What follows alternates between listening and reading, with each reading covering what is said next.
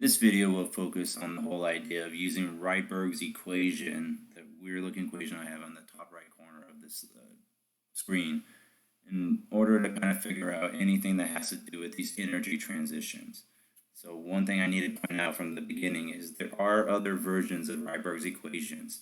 There's another one that's given in your book that actually talks about the energy change, but this is the one that I'm primarily going to focus on because once you know something about wavelength, as I'm going to illustrate, you can go through and solve for everything else if necessary. I do not expect you to memorize this 1.0967 times 10 to the 7th value. If anything, if on the exam, if it were a hard copy exam, I would give you this value. But because you're going to be taking the exam online, then just have this number, nifty little number handy for sure.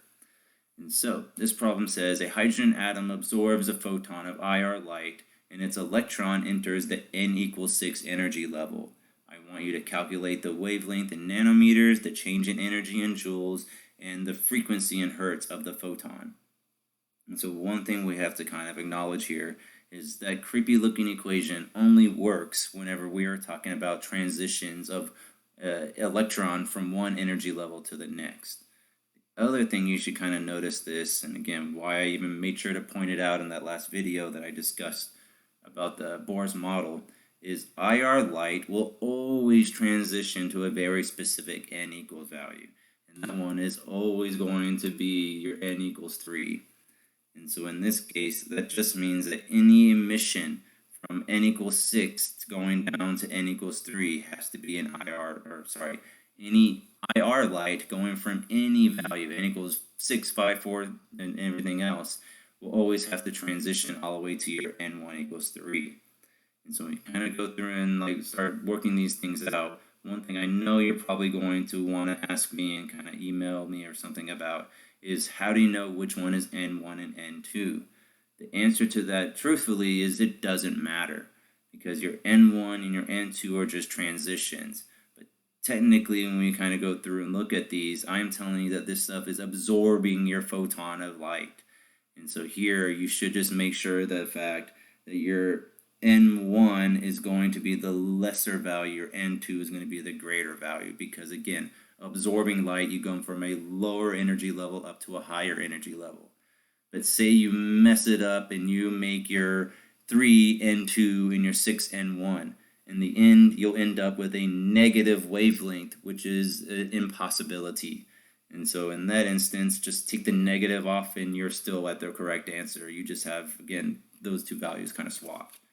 And so the first things first is if you have Rydberg's equation, that 1 over lambda equals 1.0967 times 10 to the 7th inverse meters times 1 over n1 squared minus 1 over n2 squared. So using this and using what I'm given in the problem, we can actually plug in most of these values.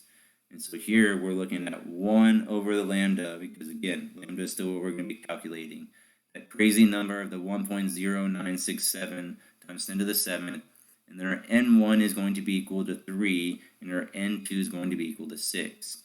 One thing I have to kind of warn you all about is one problem I've seen a lot of students get into is they forget those squareds in the denominator, which messes up everything else along the way. So once you solve for this, and again, plugging this into the calculator correctly, I end up with 913,916.67 inverse meters. And so one thing you have to remember about this, and the main thing, is you're not there yet.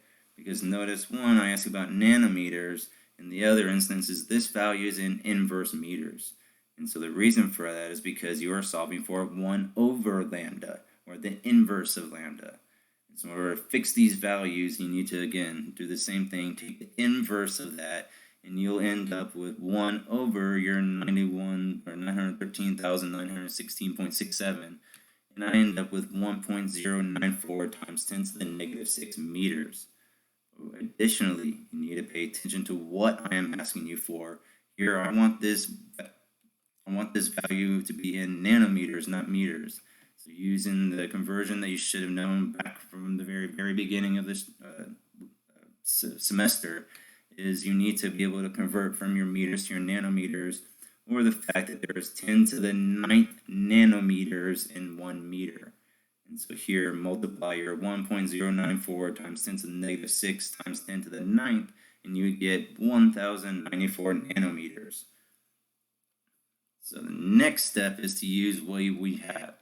And so we know something about E equals hc over lambda because, again, using Planck's constant as well as the speed of light, and using a combination of those two equations, we know that the delta E is going to be Planck's constant times the speed of light divided by the wavelength, which we just determined. Please notice here I'm using the wavelength in meters because the speed of light is in terms of meters per second. So if you use nanometers here, your value is going to come out like times 10 to the third, at least, kind of a little bit like greater than that.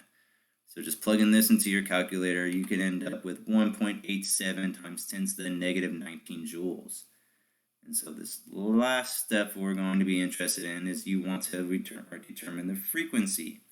And so this one, you can again use a different equation, the speed of light equation, or what I'm actually going to do is use my energy I just solved for. And so here again, you can kind of work this last one out two different ways. Since you know energy, you can say the energy equals h nu, or you can just go back to the very first equation of this chapter slide set and know that the frequency is going to be equal to the speed of light divided by the wavelength. Using the same wavelength again in terms of meter, because speed of light is in terms of meters. And you actually kind of work this out and you end up with 2.741 times 10 to the 14th inverse seconds, or inverse seconds can equal hertz.